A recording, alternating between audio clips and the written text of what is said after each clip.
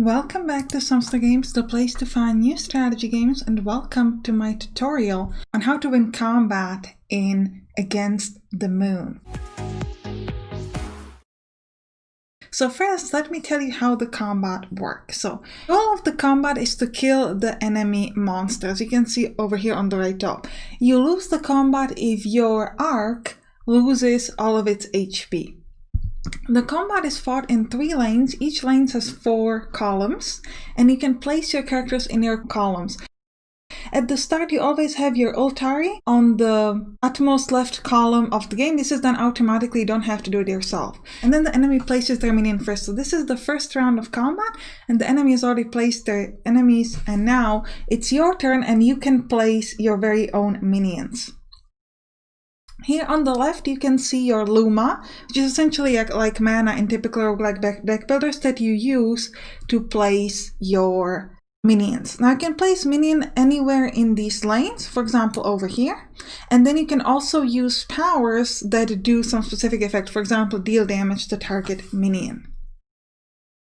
Each hero or a minion has their health and attack. You can see the health over here. For example, this is 14 for the enemy and their attack is 2. Notice that the positioning is mirrored on your side, so it's better to look at the circle and this sort of like triangle-ish square than the positioning. Now, if an attack is marked by this fire, it means that a certain buff applies. In this case, attack is increased by 2. Now, after you place all your minions and use all your powers, you're going to end your turn and the combat will begin. The combat is simultaneous. Everybody's going to do their damage all at the same time, and then it's the next turn and the enemy is going to place their minions, and then you can start by placing your minions again and using your powers again, and so on and so forth it goes.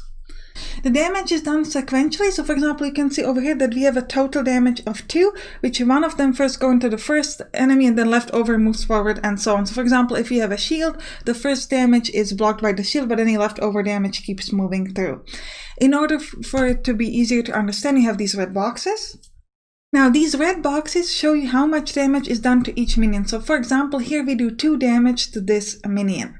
Now notice that this red box is behind the minion, not in front of it. That means that this minion will die, and then this is the leftover damage that will be moved further in this lane. In this case, it's 0. Now some damage can go through the whole lane, like you can see over here, and this is damage that is done to the enemy hero. This is your goal because you need to kill that hero, so you want to have as many of these as possible. Now, aside from placing your minions or using your powers over here, you can also use ultimate abilities of your characters or your heroes. For that, you need energy. The energy is shared between all characters and your hero. So for example, you can see right now I have 3 energy, which is enough to use ability over here on this character, Sophia. Or I could wait a turn, then I'll have 4 energy and I can use the abilities on other characters. If I use it, then obviously the energy gets lowered by that. Now the strongest ability is usually your hero, so it can be a good idea to wait till you have enough of that, but it depends on your combat. At the end of the combat, your Ultaris get healed to full HP, and the next combat they're back to full health. However, your Arc's health persists between combats.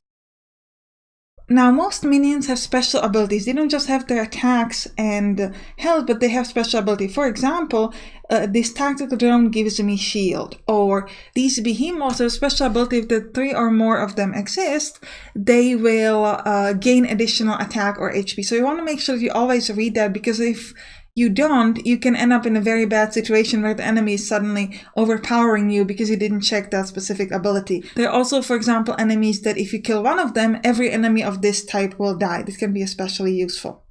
Now, to this regard, it's also important to note that the attacks are simultaneous, which means that, for example, if you have an enemy where if you kill one, all of them will die. If this happens in the attack phase, where everybody's attacking everybody, all the others will still get to hit you because they have been alive. So in that case, it can be a better idea to try to use your power to kill it before the combat, the attacking phase begins.